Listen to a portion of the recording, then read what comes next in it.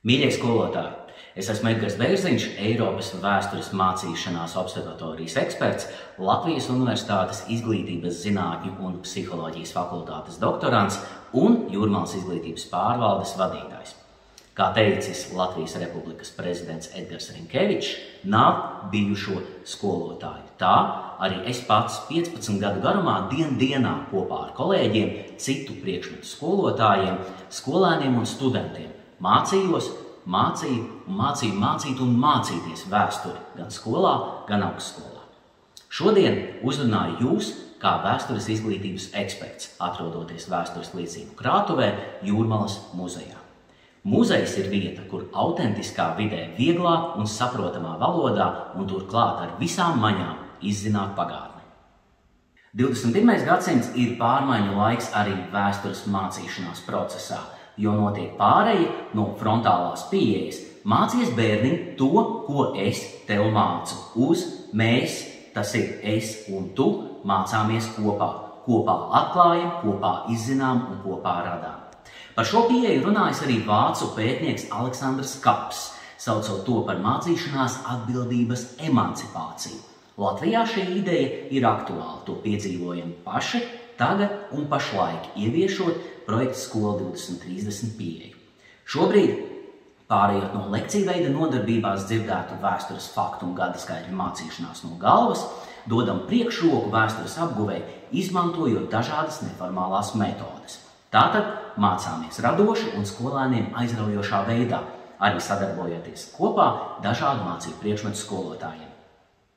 Mūsu Latvijas, Baltijas un Eiropas skolotāju uzdevums ir radīt tādu mācīšanās vidi, kurā droši var izzināt kopīgo Latvijas un Eiropas pagātni. Mācoties autentiskā vidē un aizraujošā veidā, veidojas personības, kas pasauli redz ne tikai balstītas faktos un gadaskaitļos un, tā teikt, melnbaltu, bet izdzīvo to kā daudzslāņainas sabiedrības pieredzes stāstu.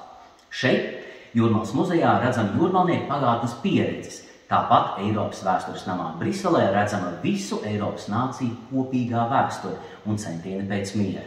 Abos muzejos pagātnes liecības ir pieejamas viegli uztveramā un saprotamā veidā un, protams, stāstos. Vēsture ir oriģināli avotos balstīts stāsts, ar ko miedarbojamies dažādos veidos. Piemēram, klausoties lekcijās, piedaloties darbnīcās, notikumu simulācijās un izspēlēs, lasot zinātniskos un populārzinātniskos rakstus, kā arī pētot oriģināla avotus. Un kāpēc ne arī ar dejošanas, dziedāšanas vai lūgu izspēles palīdzību iepazīt šo burvīgo priekšmetu. Arī tā var mācīties un sajust to īpašo mācīšanās garšu, kas ir aizraujoši, interesanti un jēgpilni.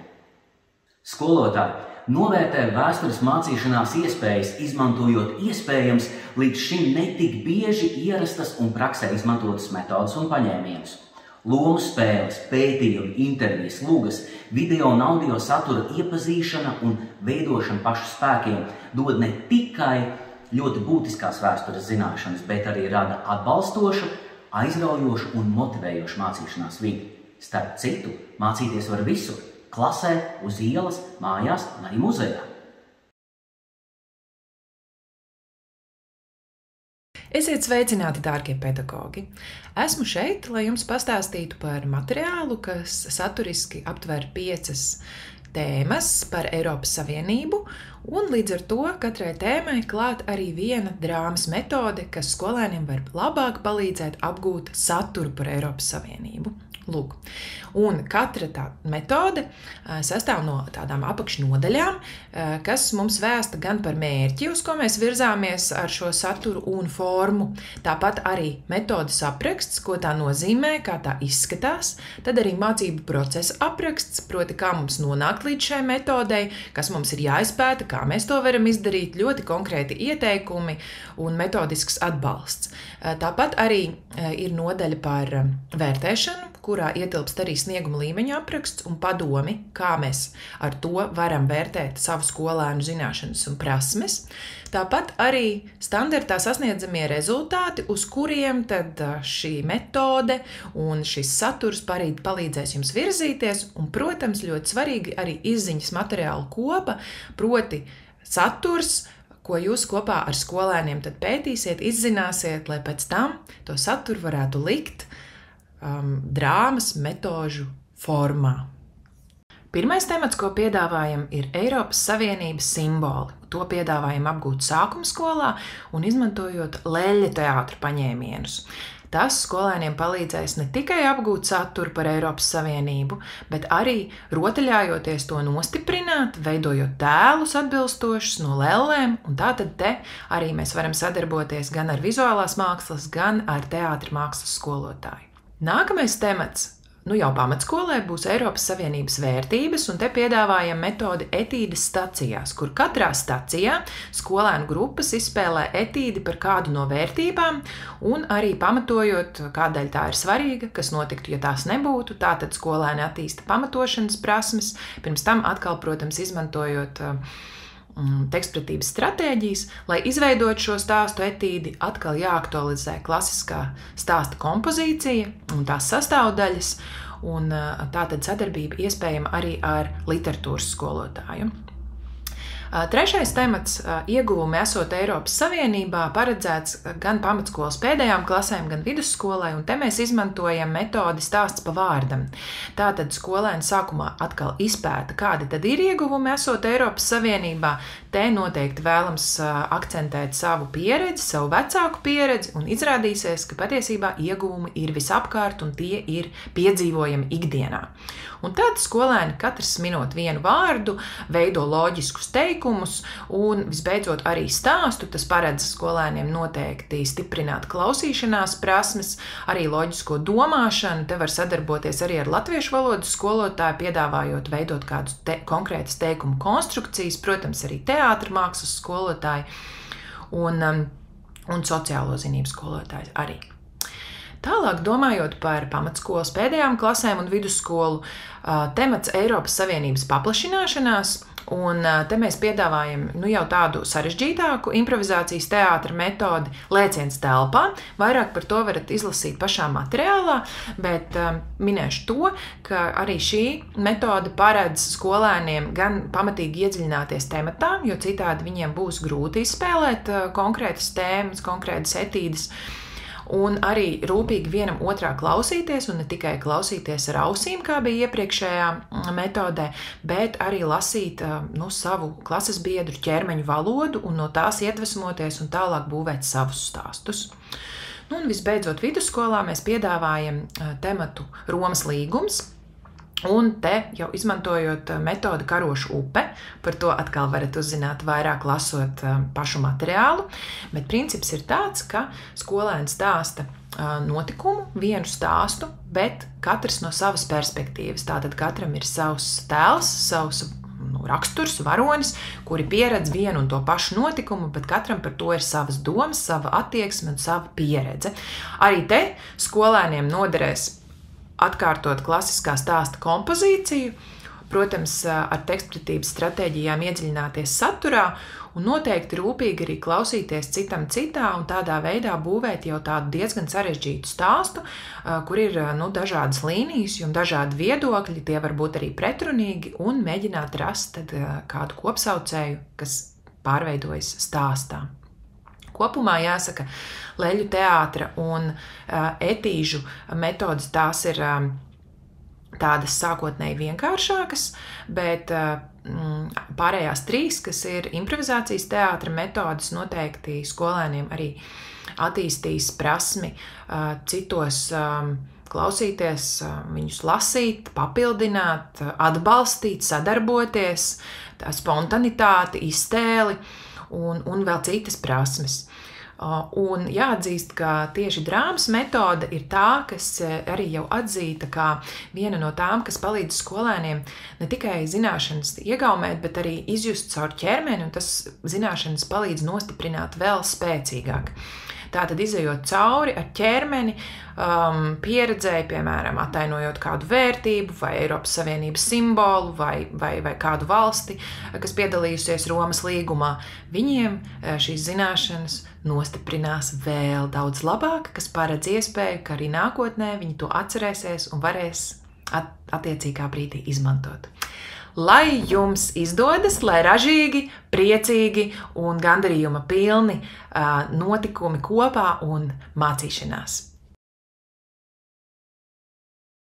Mani sauc Viesturs Roziņš, es esmu drāmas terapeits un teātra režisors. Esmu arī strādājis ar jauniešiem skolā ar mācību priekšmetu drāma vai teātra māksla. Aizraujos ar drāmas terapijas integrēšanu arī teātra mākslā un esmu strādājis ar nedzirdīgiem jauniešiem, ar neredzīgiem cilvēkiem.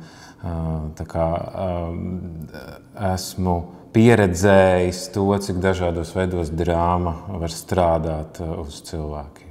Drāma no sengrieķu valodas nozīmē darbība. Tātad mēs ne tikai sarunājamies vai kaļam kaut kādas lietas vai akli mācāmies. Mēs piedzīvojam caur visu savu ķermeni, caur prātu, caur emocijām.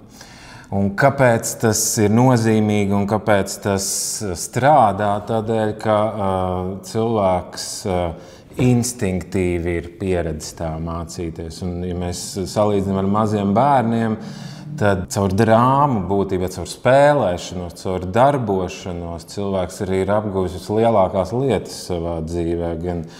Gan runāšanos, gan komunikāciju, gan sevis iepazīšanu, kas es esmu, kas ir mana identitāte, ar dažādām spēlēm, veikalos, dakteros, policistos, mājās. Mēs iepazīstam dažādas lomas. Mēs piemēram dažādus kostīmus, dažādas identitātes, un tādā veidā mēs mācāmies un apgūstam lietas, ķermeniski iemiesojot, spēlējoties, piedzīvojot, esot tajos apstākļos, ne tikai ar prātu, bet ar visu savu būtību. Drāma kā metode aicina jebkuru tēmu, jebkuru jautājumu piedzīvot. Tad šeit ir noteikti sadarbošanās, darbs komandā. Šeit ir lomu piedzīvošana, personāžu piedzīvošana. Šeit ir komunikācijas veidošana. Būtībā klasiskajā mācīšanās ir pareizi, nepareizi. Drāma atšķiras to, ka drāma piedāvā improvizāciju. Un improvizācija nav kaut kas tāds, kas ir vajadzīgs tikai mākslā. Improvizācija ir vajadzīga dzīvē, pieņemot lēmumus, ejot kontaktā ar cilvēkiem, arī reaģējot uz nestandarta situācijās, pieņemot kaut kādas izvēles. Mums ir vajadzīga spēja improvizēt, un drāma to piedāvā improvizēt. Improvizācijā ir svarīgi, ka es pielieku kaut ko no sevis klāt. Tas nav tikai šī informācija, bet arī kaut kas no manis. Es teiktu, ka drāma ir ļoti integratīva metode. Tā ir ļoti aizraujoša, tā piedāvā paskatīties uz lietām no dažādiem skatu punktiem, uz tēmām no dažādiem skatu punktiem. Līdz ar to tā ir skolotājiem arī spēlēšanās. Ar drāmas metodi nekad nevar būt viens un tas pats. Ar katriem skolēniem katra stunda būs savādāka, jo šeit vienmēr ienāk tas dzīvais elements, šī improvizācija, šī spontanitāte, kas ienes savu esenci tam visam. Un radošums ir ļoti, ļoti būtisks šajā.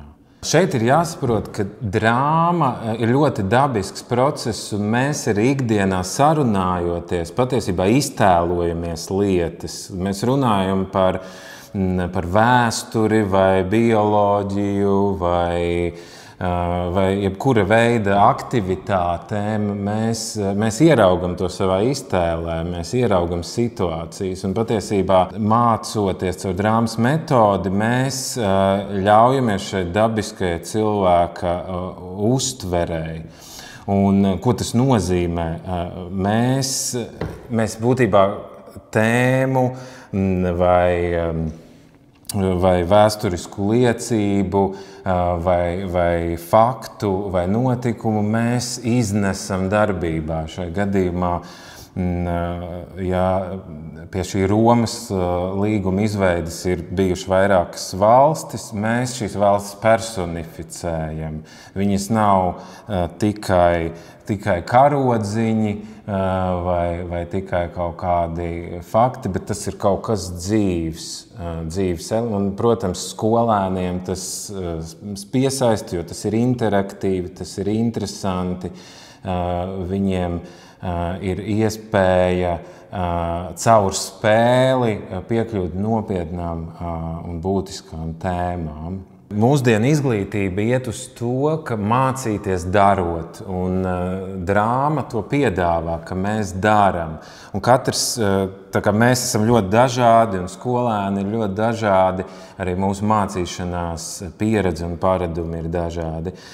Tā drāma piedāvā to dažādu amplitūdu, caur kuru es varu procesā iesaistīties un arī augt. Kādam attēlot valsti ir izmantot visus savus talantus un pieredzes bagāžu un valodas prasmes. Jā, drāma piedāvā plašu amplitūdu. Citam tā ir iespēja pieteikt savus talantus, parādīt dažādu izpratni par kultūru, bet citam varbūt ir iespēja pieteikt sevi, pieteikt savu esību, savu identitāti, varbūt vispār uziet citu priekšā un pateikt, es esmu, kas daudziem ir liels sasniegums. Un ņemot vērā, ka mūsdienu sabiedrībā aizvien vairāk darbi ir caur šo komunikāciju, caur šo sadarbību, caur komandu, tad šīs sadarbošanās un miedarbība, ko piedāvā drāmas process, arī formā, kā tas tiek realizēts klasē, kad viena daļa strādā varbūt pie lomām, cita daļa varbūt strādā pie kostīmiem, cita vēl strādā pie šī saturiskā materiāla un kopā veido šo komandas pieredzi, ka klase nav tikai skolotājs, diktators un klase klausītāji, bet visi kopā pieredz šo, visi kopā izzina, visi kopā piedalās šajā izziņas procesā. Drāma ir ceļš pie sevis, drāma ir ceļš uz pašapziņu, drāma ir ceļš uz sociālo miedarbību, drāma ir ceļš uz atvērtību, drāma ir sevis iepazīšana, drāma ir citu iepazīšana. Drāma ir arī vēstures iepazīšana, drāma ir kultūra iepazīšana. Tā ir darbība, caur kuru mēs pieredzam lietas, mācamies, sajūtam, saklausam, parādam.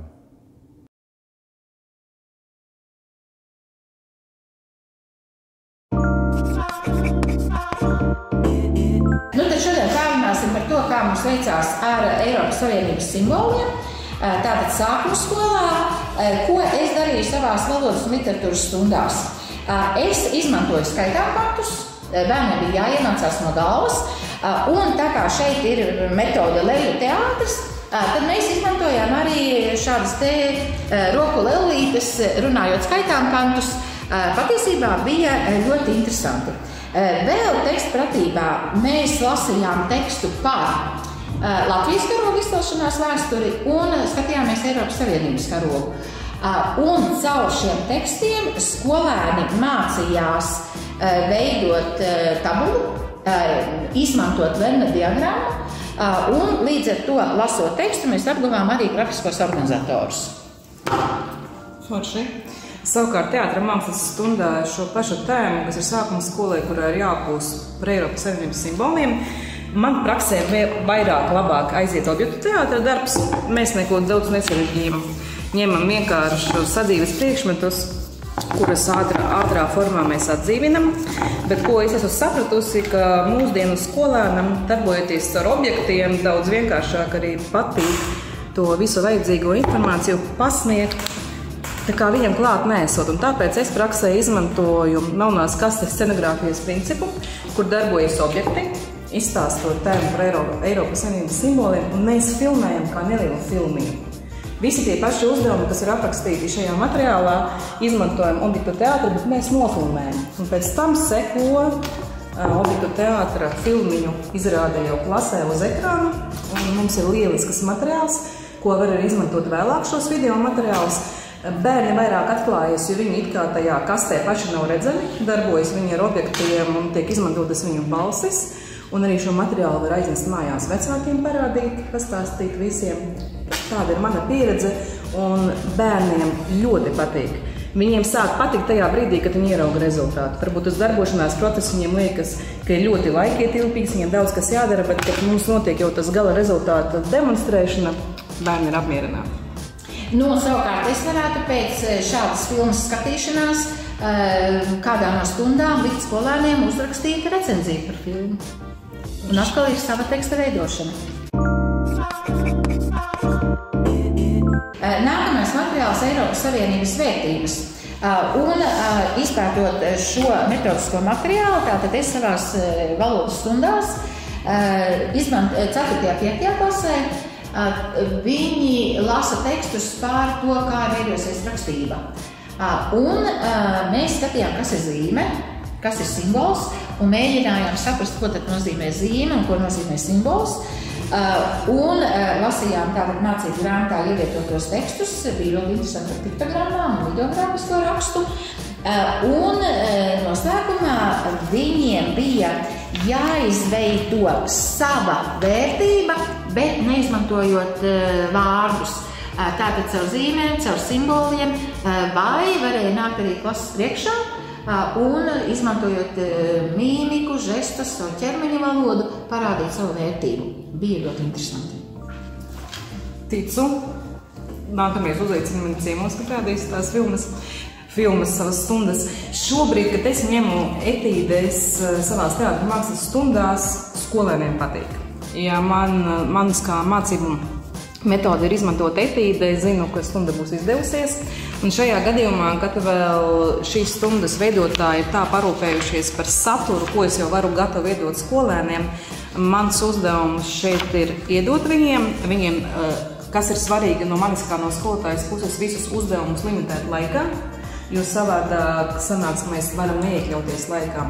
Bet arī nesoties uz to, es šim mācību materiālam vēl vienu stundu klāt atvēlētu.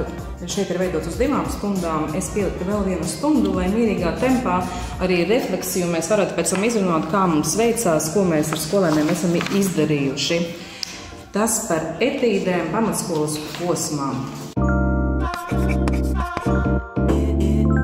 Savukārt, runājot par Eiropas Savienības paplašināšanos, es aprunājos arī ar geogrāfijas skolotāju, jo šeit, manuprāt, varēja izmantot tekstus par valstīm. Un tātad sarunā ar geogrāfijas skolotāju viņa pievērsa lielāku uzmanību geogrāfijā tieši valstīm un tieši tām 6 valstīm, kuras tad bija pirmsākumā Eiropas Savienības veidošanā, jo arī šis materiāls ir pamatskolas vecākiem posmam un vidusskolai.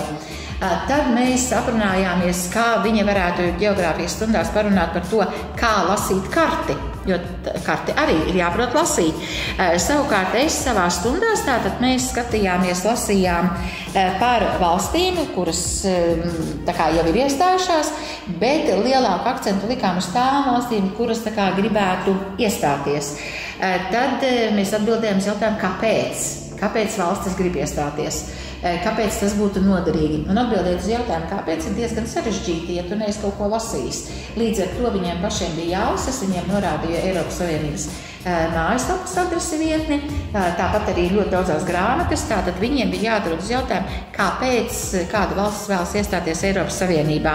Nu, un, protams, kā literatūras stundās, tad mēs runājām par tiem literāriem tēliem, kuri mums ir ļoti interesanti, bet viņi dzīvo ārpus Latvijas. Ja?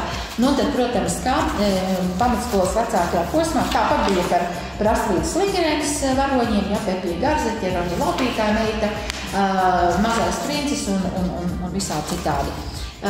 Ļoti interesants sarunas veidojās caur valstīm, caur Eiropas Savienības paplašināšanos, bet tajā pat laikā valoda un literatūra. Un noslēgumā skolēni rakstīja vēstuli vienam no literāriem varoņiem, kurš dzīvo kādā no Eiropas Savienības valstīm. Pamatskolas vecākais posms un vidusskolas posmam piedāvātais mācību materiāls par Eiropas Savienības paplašināšanos bija foršs materiāls priekš manis kā teātra mākslas skolotājas, jo šeit ir aprakstīta metode, kuras biju piemirsusi savā praksē. Improvizācijas teātra tehnika lēciens telpā. Un šo materiālu iesaku ir izmantot ne tikai teātra mākslas skolotājiem, bet arī var izmantot geogrāfijas, vēstures, sociālās zinības, literatūra, noteikti klases skolotāji savās klases stundās, jo šeit ir ļoti precīzi aprakstīts arī pats šīs metodes apraksts. Tas nozīmē, ka skolotājs arī bez priekšzināšanām vai skolotājs tāds kā es, kura bija piemirsusi šo tehniku, izlasot šo materiālu, var apgūt viņu un bez problēmām pielietot arī stundām. Arī es šajās stundās, izmantojot lēciens telpā šo improvizācijas teātra tehniku, izmantoju skolēniem patīk, darbojas. Nākamais temats tātad ir iegūmi esot Eiropas Savienībā. Teātra mākslā, bet es savās valodas un literatūras stundās mēs mācījāmies stāstīt. Stāstīt ir jāmācās, jo skolēni ir aizmirsuši to darīt. Mēs nākam klases priekšā un mācāmies stāstīt. Un mācoties stāstīt, mēs izmantojam arī ļoti daudzās sarunu kārtas un visādi citādi atbildam uz jautājumiem. Bet runājot par iegūmiem, esot Eiropas Savienībā, mēs pētījām un skatījāmies dažādus mediju materiālus sociālos tīklos, un bija interesanti uzzināt, kā mūsu novadā ir izmantot Eiropas Savienības naudu dažādiem projektiem. Līdz ar to skolēniem un atkal pamatskolas vecākais posms un vidusskola, tātad ļoti labi izmantotas soc tīkli, un skatījām, pētījām, cik daudz un kā. Un caur šiem dažādiem materiāliem tātad nostiprinājām prasmi, lasīt grafikus, izmantot statistikas datus, veidot paši savus grafikus, veidot vizuālo informāciju ar dažādiem grafiskajiem organizatoriem, un tas labais iegūms mums strādājot ar šo materiālu, mēs uzzinājām ļoti daudz par savu novadu, un tas arī bija ļoti labi. Ļoti sasaistās arī to, kā es izmantoju teātra mākslas stundās, jo arī mēs teātra mākslas stundā izmantojam metodis stāsts pa vārdam. Un šajā mācību materiālā ļoti arī aprakstīts, kā ir pareizi veidot stāstu. Es domāju, ka tas ir jau skolēniem atkārtojums. Viņi ir to pie tevis apgūši. Un, ja nepieciešams teātra mākslas stundās, arī šeit ir aprakstīts materiālā, kāda pareizi mēs veidojam stāstu, no kā sastāv saturīgi pastāstīts kaut kāda informācija, kaut kāds notikums. Kas ir interesanti, šeit stāstu mēs sākumā izveidojam ar skolēniem dažādas lomas.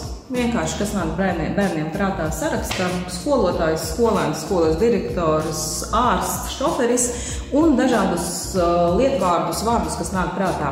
Un tad šis stāsts, kad mēs jau esam iepazinušos ar informāciju, ko mēs iegūstam, esot Eiropas Savienības dalībvalsts, skolēni izlozē lomu, skolēni izlozē vārdu, un tad izvēlamies 4 skolēnus, un stāsta šo stāstu, izmantojot vienu vārdu. Tas nozīmē, ka viņi improvizē, izmanto improvizācijas metodes, viens vārds, otrs vārds, bet viņiem ir jāiet uz kopīgu mērķi.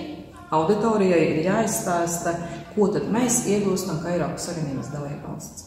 Metode šī bieži izmantoju teātra mākslas stundās kā iesildīšanās metodi, bet šeit viņu izmantoju kā pamatu metodi, lai pastāstītu informāciju, to, ko jau iepriekš esam apguvuši. Un šajā mācību materiālā tiešām skolotājiem pašam nav jāmeklē, jo šeit ir pat sarakstījuši šīs stundas autori par novadiem. Mēs varam meklēt mūsu novadu, kas tieši Latgalē, piemēram, ir šajā situācijā, kāds ir mums iegūms, ja mēs esam Eiropas Savienības dalībvalsts. Kāds ir liels plus, ka šī informācija, kas šeit ir ievietota mācību materiālā, ir ļoti jauna. 2023. gads vecāku mēs neatradīsim. Kas vēl ir labi, visas hipersaites, kas ir ievietotas mācību materiālā, darbojas. Skolotājiem ir iedots materiāls, ko viņš izmantojot strādās. Noteikti strādās, vienīgais ir jāņem rokās, jāizlas un jāmēģina. Es vēl piebildīšu, ka vienā no klases stundām bērniem bija uzdevums pajautāt vecākiem, kā viņi jutās 2004. gadā, kad Latvija kļuva par Eiropas Savienības valsti. Un viņi veidoja tādas nelielas kā vizītkartes, ja? Un tad mēs salikām tās pie sienas un bija ļoti interesanti. Ja? Vairāk bija teikšu, ka bija bailes, ja, jo nezināja, kā tur būs un tā. Bet bija ļoti interesanti un bērni, kuri to laiku vispār nav piedzīvojuši, līdz ar to atkal sarunas, stāsts pa vārdam arī ģimenēs, ja tātad bērni aprunājās ar saviem vecākiem. Un man liekas, ka atkal izejot no šī teātra mākslā, drāma izstrādātā materiālā, ar šo patiešām ir strādāt visu priekšmetu skolotāju, klases audzinātāju, gan sadarbojoties, gan individuāli. Tiešām ļoti labs materiāls. Nākamais materiāls ir par Romas līgumu, tātad vecuma posms jau ir vidusskolai.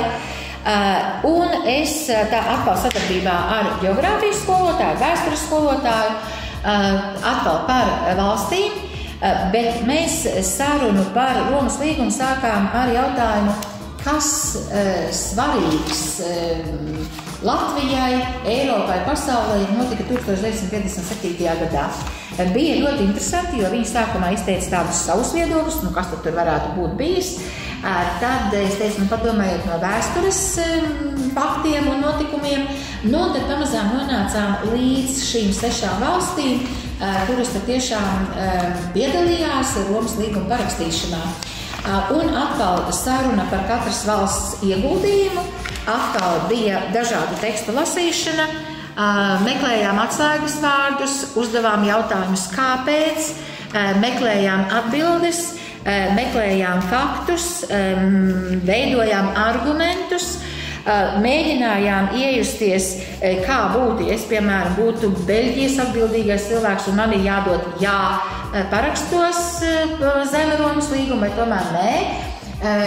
Ļoti interesantas sarunas, un es šos tekstus izmantoju arī publiskajā runā, jo katram valsts pārstāvim bija jānāk un jāpamato, kāpēc Romas līgums ir ļoti svarīgs. Tā mēs darbojāmies valodā, literatūrā un publiskajā runā. Tas ir radoši pastrādājusi. Man nebija pašai nekas daudz jādomā, jo teātra mākslā šis materiāls sagatavots tiešām no A līdz Z, izstāstot visu, ko man kā skolotāji arī vienkārši jāorganizē kā producentei, sekojot līdzi plānam. Teātra mākslas stundās mēs izmantojam tehniku karošu upe, jeb teātra mākslā kā spunu ripa ir izmantota tehnika, kura ļoti labi darbojas. Droši vien jūs zini, ka vienu un to pašu problēmu apskatāt no dažādiem iesaistītajām personām. Piemēram, kādu problēmu skolā var skatīt no skolēniem, no skolotāja, no skolas vadības, no skolas tehniskā personāla puses. Šeit vienu problēmu mēs risinām no dažādu valstu skatu punktu. Tās pašas valstis, kuras minēju, kuras ir Eiropas ekonomikas kopienas pamatlīguma sastādīšanā piedalījušās, vienīgi ejot cauri šam materiālam ir ļoti jāskatās skolēnu priekšzināšanas. Ja gadījumā par šīm valstīm tās pamatzināšanas nav varbūt tik plašas, tad es pieļauju, ka šiem skolēniem būtu vajadzīgs papildu laiks, lai viņi vairāk to informāciju uzzinātu, lai varētu pārstāvēt šo valsti, zinātu. Bet, ja skolēni ir ar labām priekšzināšanām, tad kā šeit paredzētais laiks 2-4 mācību stundas, lai šo tehniku teātra mākslas apgūtu un lai šīs zināšanas par Romas līgumu parakstīšanu izstāstītu pietiek. Tas nozīmē, ka mums humanitāro mācību priekšmetu skolotājiem vajadzētu pastrādāt varbūt mazliet pirms tam, kad tu sāc strādāt ar šo metodu, ar šo tematu, lai viņi varētu lasīt, lai viņi būtu zinošāki. Un varbūt īpaši arī stundās akcentēt, ja?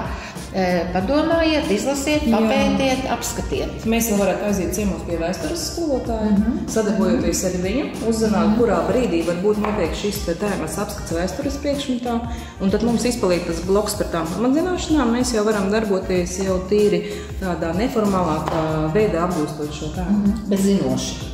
Jā, zinoši. Noteikti. Jā. Sandra, paldies, ka nepazīstināji šo materiālu. Sākumā, kad man iedīja, es nobijos, jo ieraudzīju apjomu. Pēc tam, kad es sāku lasīt, es sapratu, kāpēc ir apjoms. Jo šis mācību materiāls satur informāciju visu, kas man kā skolotāja ir vajadzīga. Es pati praksē reti, kad izmantoju pilnīgi gatavus materiālus, jo man parasti kaut kā trūkst.